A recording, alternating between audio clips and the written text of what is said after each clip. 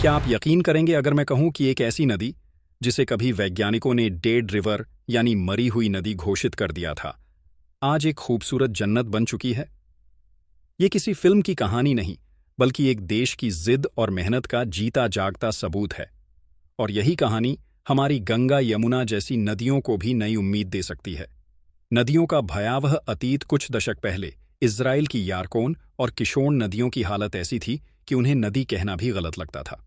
यारकोन, जो राजधानी तेल अवीव के बीच से बहती है, असल में एक खुले सीवर में बदल चुकी थी। शहर का सारा कचरा, नालों का पानी और फैक्ट्रियों का जहरीला गंदा सीधे उसमें गिरता था। पानी काला पड़ चुका था। इतनी बदबू आती थी कि कोई उसके पास खड़ा नहीं हो सकता था। दूसरी ओर किशोन नदी और भी डरावनी थी। यह हाइफा के औद्योगिक इलाके से गुजरती थी। तेल रिफाइनरियों और केमिकल फैक्ट्रियों का जहर सालों तक उसमें डाला गया। हालात इतने खराब थे कि कहा जाता था, अगर कोई इस नदी में गिर जाए तो बीमारी से पहले केमिकल ही उसे जला देंगे। दोनों नदियां जीवन नहीं, बल्कि मौत का प्रतीक बन चुकी थीं। जब एक देश ने ठान लिया, लंबे समय तक लोग चुप रहे, लेकिन फिर हालात ऐसे बने कि सरकार को झटका लगा।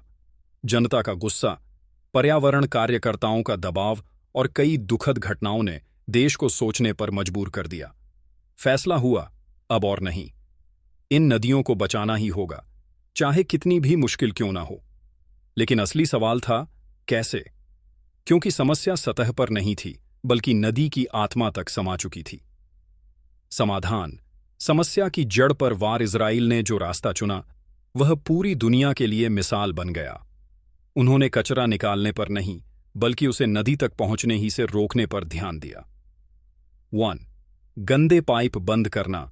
हर उस पाइपलाइन को काट दिया गया जो सीधा नदी में गिरती थी। एक विशाल नेटवर्क बनाया गया, जिससे गंदा पानी सीधे आधुनिक वेस्ट वाटर ट्रीटमेंट प्लांट्स में जाने लगा। ये प्लांट पानी को इतना साफ कर देते हैं कि उसे खेती तक में इस्तेमाल किया जा सके। 2. फैक्ट्रियों पर सख्त कानून।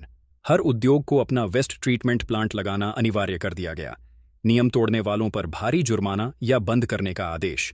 अब किसी भी फैक्ट्री को एक बूंद गंदा पानी भी नदी में डालने की इजाजत नहीं थी। 3. नदी की आंतरिक सफाई। किशोन के तल में जमी जहरीली गाद को विशेष मशीनों से निकाला गया। फिर धीरे धीरे ट्रीटमेंट प्लांट का साफ पानी नदियों में छोड़ा गया, ताकि प्राकृतिक बहाव लौट सके। नदियों का पुनर्जन्म। आज तस्वीर पूरी तरह बदल चुकी है। यारकोन नदी के किनारे अब खूबसूरत पार्क हैं। लोग वहां जॉगिंग करते हैं, साइकिल चलाते हैं और पिकनिक मनाते हैं। साफ पानी में कयाकिंग होती है। दशकों बाद मछलियां और कछुए लौट आए हैं। किशोन नदी भी अब मौत नहीं, जीवन का सहारा बन रही है। आसपास का इकोसिस्टम फिर से हरा भरा हो रहा है। आपको वीडियो अच्छा लगे तो कमेंट में जय हिंद लिखना ना भूलें। दुनिया के लिए सबक: ये कहानी सिर्फ 2 नदियों की सफाई की नहीं, बल्कि इस सच की है कि प्रकृति में खुद को ठीक करने की ताकत है, अगर हम उसे और जहर देना बंद कर दें।